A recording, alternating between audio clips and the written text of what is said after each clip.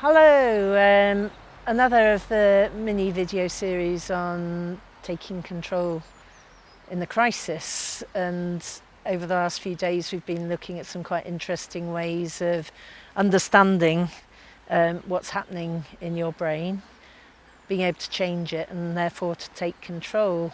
And this video today is about taking control. So, if you remember, all of our filtering creates our reality, which then creates an emotional state, which then has an effect on your physiology and creates a behaviour that gets you results. And yesterday we talked about how uncertainty and having nothing in this sort of reality box other than random things that are not particularly helpful, filling it up. So we talked about taking a bit of control, creating some structure, having some plans, and just getting on with behaviours that actually get us the results that we want. And I guess there are some things about control. So, in terms of feeling in control or not in control, it's really important. And I guess being out of control is a sort of bit of a panicky, anxious sort of state that is created from our reality. So in terms of what we can control, we can control our behaviours, we can control our reactions, we can control the boundaries that we keep around ourselves, and we can control the goals that we've got in our head. And that's what we can control. And often people feel that they're not in control of anything in times of crises, but if you think about it, you can set goals, you can create boundaries, you can think about your reactions and behaviours and keep control of them. This is the bit where we sort of really don't have any control. So that's the media, that's other people's model of the world.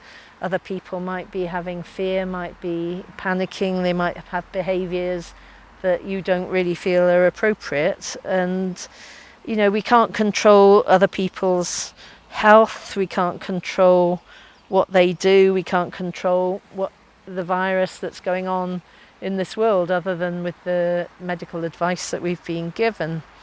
So in some ways I think there's a couple of things that you can do for control. So in terms of being in control, let's have a think about what can you start doing, what can you change that you're doing, and what can you stop doing. And if you think about those three questions, what can you start, what can you change, what can you stop doing, then that actually gives you a bit of focus and the feeling of control. So just write those things down on a piece of paper. Be really good to be journaling, by the way, in this scenario. Just have a book where you write down your thoughts. It's really, really helpful, gets it out of your head, stops that reality from being crowded with things that you don't really want to be there. So what are the other things that we can do to keep control? I think having boundaries is really, really important. So we've all got physical boundaries at the moment, but we can also have emotional boundaries. And I'm going to talk in a later video about people's behaviour, which may sort of seem a bit strange at the moment and not their normal self. If those behaviours and those feelings that other people have are creating a sort of negative spiral in you, then I think it's really, really important to just either stop seeing them, stop interacting with them, or of course the other way to keep your boundaries is to just sort of have a bit of a bubble around you. And you know, if we go back to this, as we get this back up,